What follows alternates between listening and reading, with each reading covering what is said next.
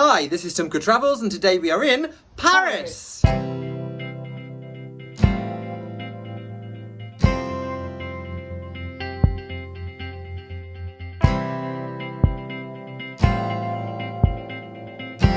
Paris is a remarkable city. You're just saying that because you grew up there. But of course, with a combination of its wide boulevards, grand public buildings and genuinely iconic landmarks, there is definitely something about Paris that makes it really stand out. That certain... Je ne sais quoi? Exactement! This is our second video about Paris, and in our last one we took you inside the Louvre. The world's largest museum, it is housed inside the former palace of the French kings. Normally, this square is absolutely rammed full of people, but you can probably work out from my face as to why it's so quiet at the moment. Jeremy, what's this place normally like? Busy. Really busy. But it's deserted like a ghost town. Very strange. Its distinctive and initially controversial glass pyramid was built in 1989, and I don't know about you, but I love the contrast between the shiny new architecture and the beautiful old palace. Except it was not beautiful enough for Louis XIV, who abandoned the palace and built Versailles instead. Well, sometimes one grand palace just isn't enough.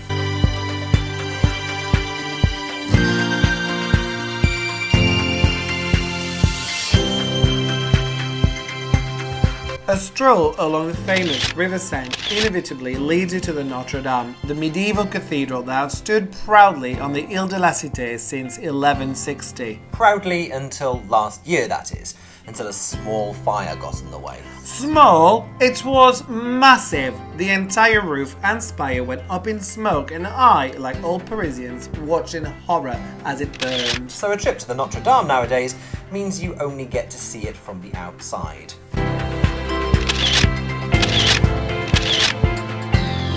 Paris is famous for its museums and galleries. In our last video about Paris, we showed you around the Louvre, and this time we went to the Centre Pompidou, which is the city's biggest museum of modern art.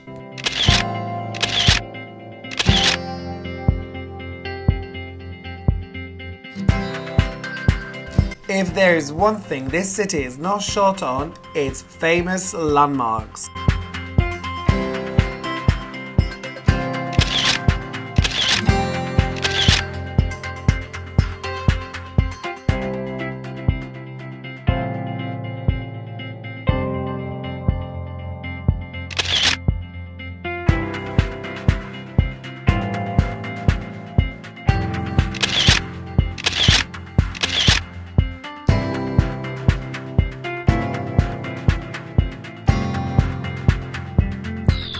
The Opera Garnier was built by Napoleon III and is the epitome of opulence. Finished in 1875, it is named after its architect, Charles Garnier, and even though its artistic and architectural merit means it earns its status as one of the city's most remarkable landmarks, it is probably best well known for being the setting for Gaston Leroux's famous novel The Phantom of the Opera and all its subsequent adaptations for stage and screen. We explored its grand halls and galleries, and not once did we see that elusive phantom. And the chandelier didn't fall from the ceiling either. We paid to see a ghost, not a boring, beautifully ornate masterpiece. We should have asked for our money back.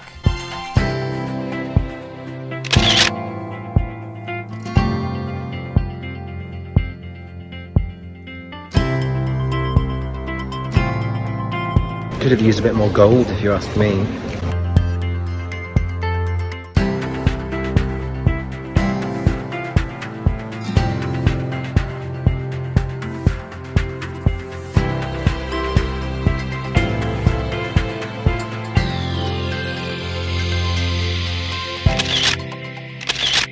Across the city, and we also had a look inside the Pantheon. Originally a church, it was commissioned by Louis XV, but by the time it was finished, the French Revolution was in full swing. It was decided that the building was to be repurposed as a temple of the nation. A mausoleum in which Paris's most distinguished citizens would be buried, just like the Pantheon in Rome.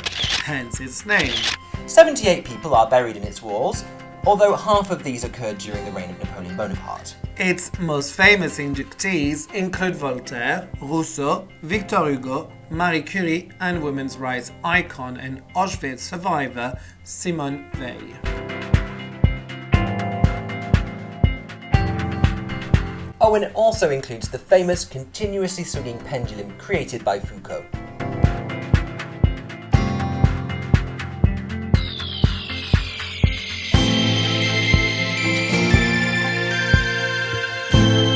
Something I've been wanting to do for a long time in Paris is to come and visit the Rodin Museum, because it features inside the statue of the Kiss, and my great-grandfather was a sculptor.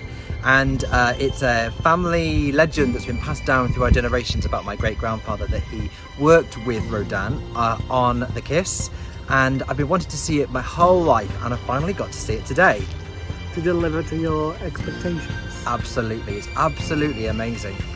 A real touching, Treat. a touching family moment. I could feel it in my jeans.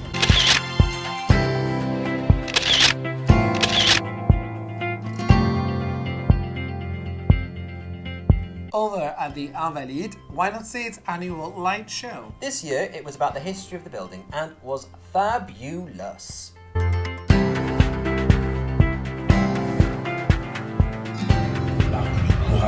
Il a accroché la Légion d'honneur.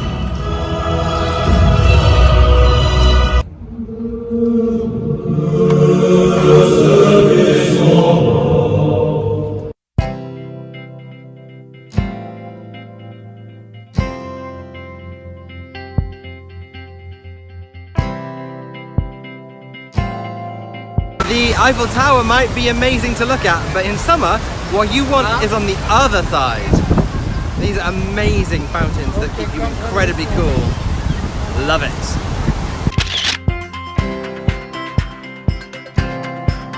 The crown jewel of the city is, of course, the Eiffel Tower. Finished in 1889, it was built by Gustave Eiffel for the World's Fair and was meant to be a temporary structure. But people loved it so much that they kept it. And rightly so, 130 years later, and it's still here. It's 321 metres high, which is the equivalent of an 81-storey building, and is the tallest structure in the city. In fact, it held the title of the tallest structure in the world for 41 years. And a trip up the tower is absolutely worth it.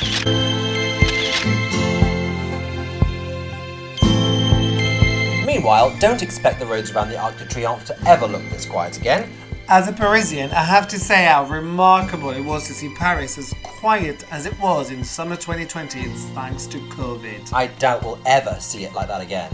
Because the usual density of traffic here is world famous.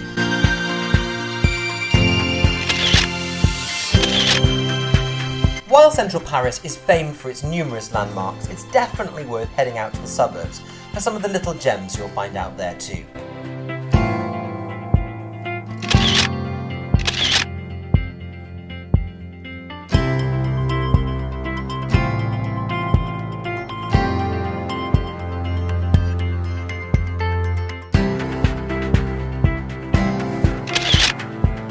The Chateau de Vincennes is a royal fortress and is famous for being one of the few medieval structures remaining in the city. And this really was a military structure that served as the base for armies and housed many of France's most high-profile prisoners in its heavily fortified keep.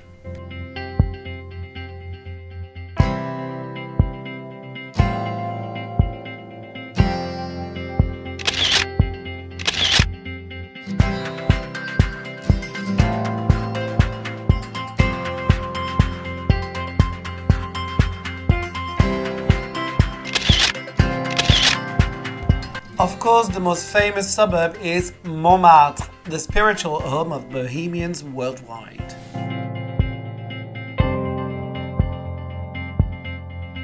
There's a man behind me on a tightrope.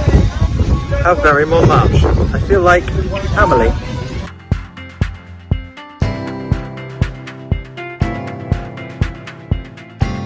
With its narrow winding streets and steep slopes, Montmartre is very distinctive, reminiscent of old Paris of the time before Haussmann rebuilt most of the city in the 19th century. Towering over everything is the Sacre Couer, the famed basilica built at the highest point in the entire city.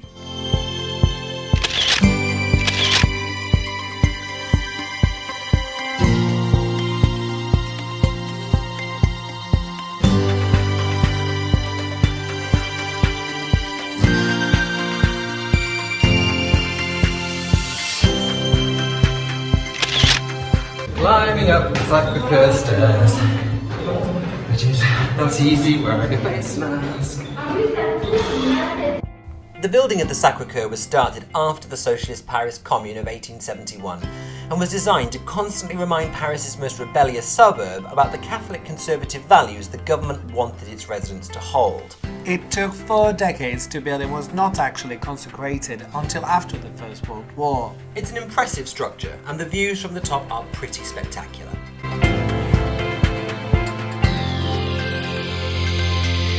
Do you love it?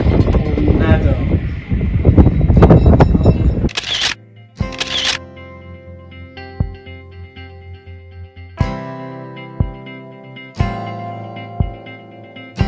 Normally, it's crazily busy here, but as well as COVID, the streets were almost empty because Parisians tend to up and leave in August to go and sample the good life in the vast rolling French countryside nearby. So, we made like the Parisians and headed out of the city too. Cycling in the countryside, not a soul in sight, which is exactly what you want in summer 2020. Peaceful isolation.